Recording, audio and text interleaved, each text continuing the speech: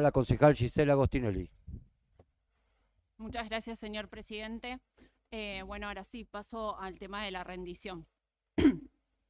Si miramos los recursos, notamos que del presupuesto original hubo interesantes modificaciones presupuestarias del orden del 54,61%, pasando de 15 millones a 19 millones. Sin embargo, el realmente percibido quedó en casi 15 millones. El recurso estimado en el presupuesto 2021 era de 12.962 millones. Tuvo modificaciones por 6.932 millones. Se puede observar que el mayor incremento surgió de provincia, casi 4.000 millones más, aunque es interesante remarcar que el Estado Nacional también realizó modificaciones cuantiosas. Incrementó un 115% pasando de 1.853 millones a 2.133 millones. Comparando con el 2020, los recursos crecieron un 103%. ¿Qué significa esto? Que están obligados a hacer una buena gestión, que no tienen excusas. Cuentan con los recursos de capital y los recursos humanos. Un tema que siempre es de hablar es la autonomía municipal. Si tomamos lo realmente percibido, el año pasado los recursos propios rondaron el 32%, mientras que el 68% eran recursos que provenían de nación y de provincia.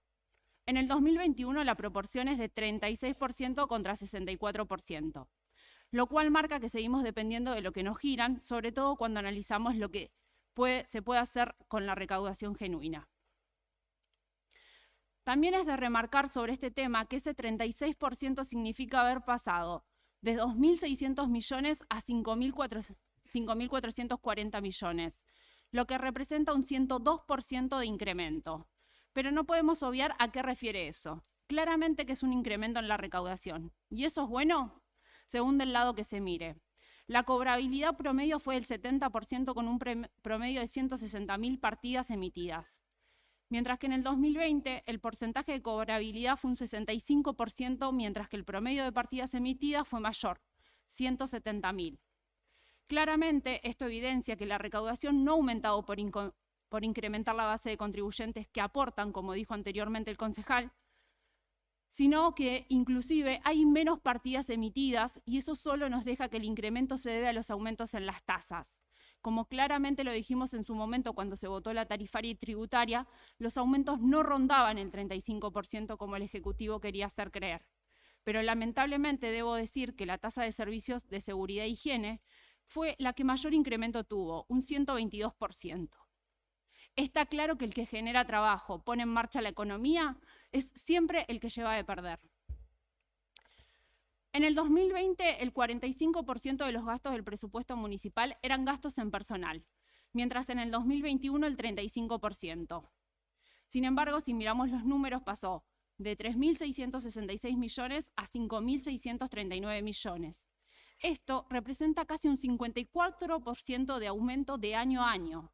Pero habiendo sido los aumentos salariales del 35%, no nos queda otra que pensar que el aumento fue en relación a los nuevos ingresos, mientras que el aumento de los trabajadores se vio por debajo de la inflación, conllevando una pérdida en el poder adquisitivo de los trabajadores municipales. También podemos observar que existen secretarías con créditos vigentes y percibidos que no fueron utilizados. Y eso nos abre un gran interrogante.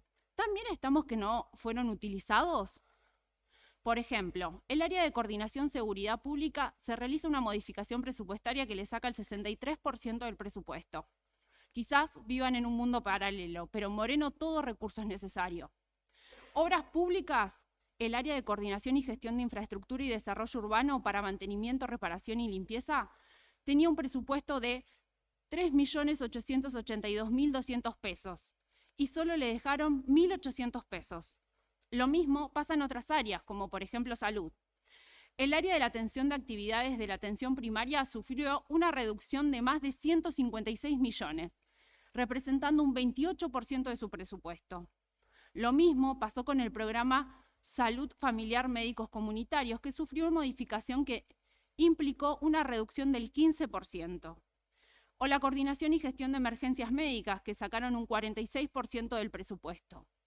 La pregunta es, ¿a dónde fue a parar esa plata? Porque terminamos con excesos presupuestarios. También en muchas de las áreas de salud se observó que quitaron presupuestos a los bienes de consumo. Esto es llamativo, dado que es de lo que se abastece para satisfacer directamente las necesidades. Y lamentablemente, cuando uno recorre los centros de salud, existe una gran falta de insumos. En otros casos, existen créditos sin utilización, tanto de origen municipal como provincial. Hay casos que son inevitables de preguntar el por qué.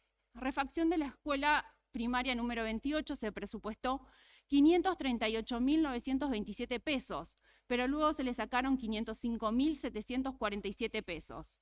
La escuela primaria 30 se presupuestaron 606.135 pesos, luego le sacaron todo el monto. Y así podría nombrar la primaria 47, la secundaria 34, la secundaria 70, la primaria 46, la primaria 78, o también la escuela secundaria 42. Lo cual es muy llamativo porque eso literalmente significa que le sacaron las obras como si mágicamente se hubieran arreglado. Y por mencionar solo una de ellas, la escuela secundaria 42, hoy por una fuga de gas no pueden utilizar la cocina. La cooperadora tuvo que comprar un anafe eléctrico para poder calentar agua y poder darles un mate cocido caliente a los chicos. Hace tiempo que vienen pidiendo que la puerta de ingreso al colegio sea cambiada para que abra para afuera, para evacuación del colegio ante una emergencia, dado que es la única puerta de entrada y salida del establecimiento. Faltan aulas y si vieran dónde dan clases hoy, los espacios son tremendamente chicos. Es más, debieron improvisar un aula en un depósito de 2x5. Sí, ahí estudian los chicos. Ahí el Estado se asegura el futuro de nuestros chicos. ¿Dónde quedó la bandera de las escuelas dignas y seguras?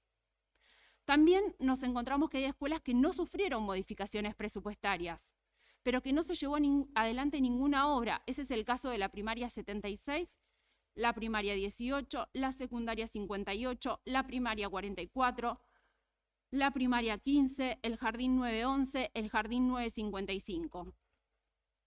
O casos como por ejemplo la escuela 82, que si bien se comenzaron obras sobre finales de año, la obra solo contempla la ampliación. Y si miramos la escuela, tiene fallas eléctricas hace meses que impiden utilizar 3 aulas, mientras que otro aula solamente se puede usar la mitad porque la otra mitad no tiene luz. Tienen 2 calderas, una tenía fuga de gas y siguen esperando la prueba de gas, por lo cual está inactiva. Esto ocasiona que no haya agua caliente como tampoco alimentación del sistema de calefacción. Tienen una pérdida de agua en el tanque que cae directo en la cocina. No se entiende por qué se dan soluciones parciales y se ignoran temas prioritarios mientras la plata del fondo educativo se usa para otras cosas. Lamentablemente, no hay un justificativo de por qué a una escuela se le saca el presupuesto como si mágicamente el problema se resolvió. Le pregunto al oficialismo, ¿quién sube y baja a las escuelas y con qué justificación lo hacen? También nos encontramos en el orden de las modificaciones presupuestarias algunos cambios que llaman poderosamente la atención. Por ejemplo, en privada se aumenta el presupuesto y los gastos en los ítems de servicios técnicos y profesionales, publicidad y propaganda, artes gráficas. Todos referidos en su mayoría a gastos para el marketing político que le gusta tanto a este gobierno. Sería interesante saber quién determina estas cuestiones. ¿Quién decide a quién sí y a quién no? ¿Quién decide a quién le damos más fondos y a quién le sacamos? Me pregunto quién es el que toma esas decisiones. Porque no hablamos de que no se percibió el dinero, sino que directamente se modifica y se lo saca. Anteriormente el concejal hizo una gran alocución respecto del servicio de recolección de residuos urbanos. Preguntarle, porque si mal no escuché, habló de una ejecución de 1.215 millones de mano de obra. La verdad que los números que teníamos eran otros. Habló de la variable económica, que era lo más importante que había tomado este gobierno cuando pensó en la nueva gestión de recolección de residuos urbanos. Habló que dijo que el trébol siempre tuvo aumentos del 100%. Decirle que él que siguió tantas veces el tema de la recolección, como dijo en su alocución, nunca hubo un aumento del 100%. Y habló de la modalidad de incumplimientos y la verdad que hasta acá, en lo que vimos de los papeles, no hay una sola multa. Pero hablar de gestionar es inevitablemente traer como recuerdo las mañas de la antigua empresa El Trébol. Cuando vemos la rendición del servicio, más allá del formato, el cual es igual al del Trébol, vemos las mismas características de excelencia de la empresa. Prestó servicio la misma cantidad de días que trae el mes, menos los sábados. La cantidad de cuadras, todos los días. Nunca hubo un inconveniente, nunca hubo un anegamiento, un día de lluvia, nunca se rompió un camión, no hubo feriados, nunca hubo una nota de descuento de servicio. Al punto tal que el mes de abril, los días 15, 16 y 17, cumplieron a la perfección cada día el servicio de recolección de las 13.092 cuadras. Para aquellos que no los recuerden, fueron los días que Moyano tomó la municipalidad y dejó en plena pandemia 3 días sin servicio a todos los morenenses. Sin embargo, los facturaron como trabajados. Pero no solo eso. El municipio los pagó sin siquiera observación, lo cual admite por parte del gobierno de Mariel Fernández que el servicio se prestó de manera correcta. Hay cosas que no me sorprenden porque son predecibles. Cuando el Consejo votaba la licitación y Camioneros colgaba las banderas de Moyano en la puerta de la municipalidad, cuando tomaba la municipalidad en festejo, dijimos que claramente lo que hoy permitían, porque les servía, en algún momento se les iba a volver en contra. Y eso sucedió el 15, el 16 y el 17. El municipio fue rehén de sus propias acciones.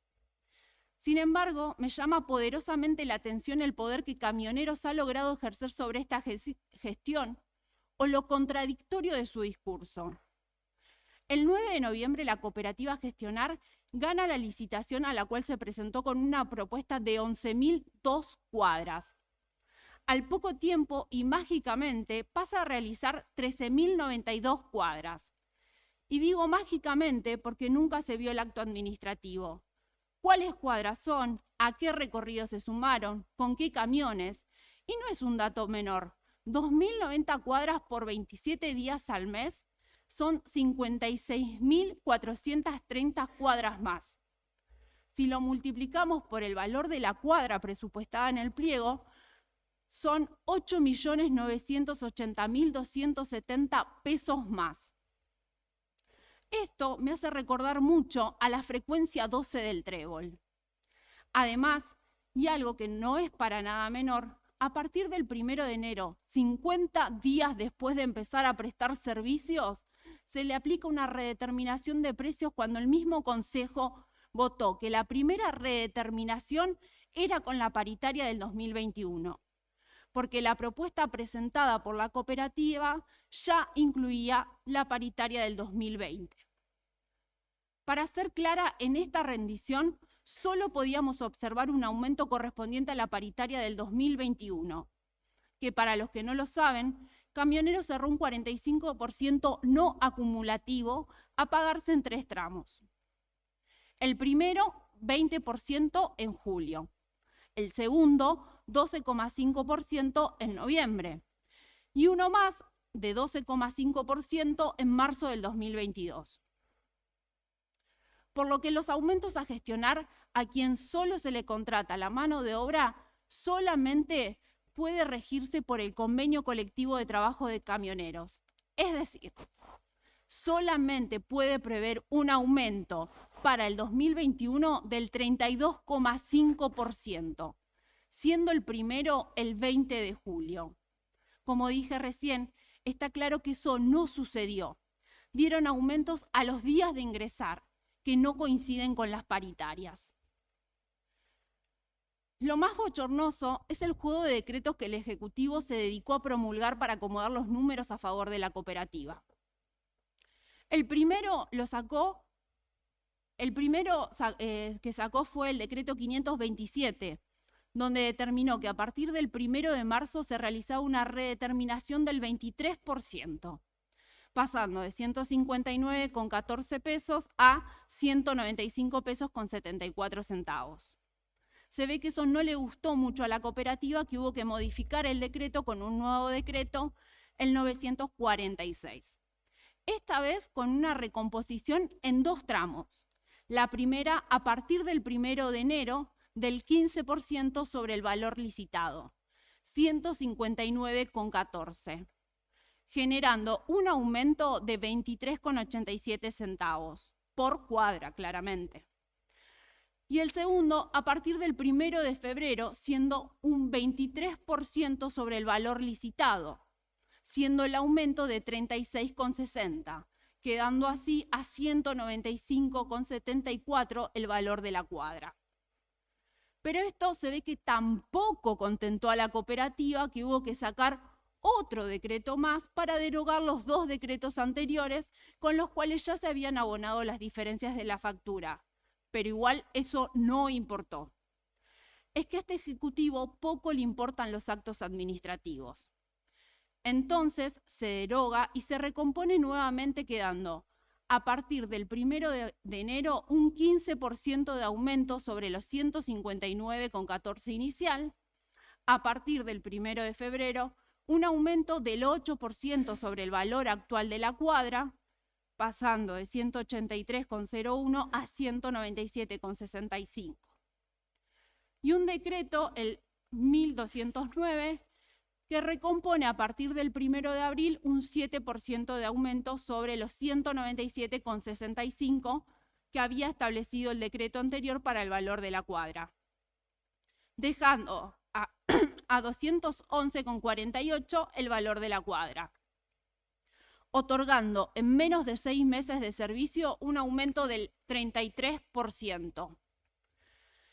Pero hasta acá nada habla de aumentos correspondientes a las paritarias 2021, que es la única que podían efectuar. Recordemos, 20% en julio, 12,5% en noviembre. Lamentablemente el expediente solo llega a los pagos de junio para evaluar y ninguno de los aumentos o redeterminaciones fueron publicadas como corresponde en el boletín oficial. Bastante conveniente. Pero, por suerte, tenemos el ejecutado por recolección de residuos y también el estado de ejecución de gastos del proveedor. Básicamente, cuánto le pagaron a gestionar durante el 2021. Y de ahí sacamos que posteriormente se le aplicaron los 2 tramos de aumento de la paritaria 2021 y de forma acumulativa. Es decir, aplicaron un aumento inventado del 33% en los primeros 6 meses de servicio, no respetando lo sancionado por este cuerpo, por ustedes mismos. Aplicaron los aumentos de la paritaria 2021 de manera acumulativa, lo que hace que el aumento sea mayor. En pocas palabras, le otorgaron en un año de servicio a la cooperativa a gestionar un 80% de aumento. Y aumentaron casi un 20% el padrón de las cuadras. Esto sí es épico, esto sí es histórico y nunca antes visto, ni siquiera con el trébol. Pero sobre todo esto, es una falta grave al erario municipal. Y acá me gustaría que alguien del oficialismo o alguien de los que va a acompañar esto me pueda explicar por qué le dan semejante aumento. ¿Qué pasó que lo sancionado no fue respetado? ¿O lo que votaron lo votaron solamente para conseguir las manos ese día? ¿Por qué aplicaron ese 33% de aumento que no les correspondía? ¿Por qué aumentaron las calles? ¿No venían a cambiar la historia? Todo esto es motivo por el cual esta rendición y los excesos que pretenden convalidar deben ser rechazados por todo el cuerpo, porque quien los vote será responsablemente solidario con el Ejecutivo.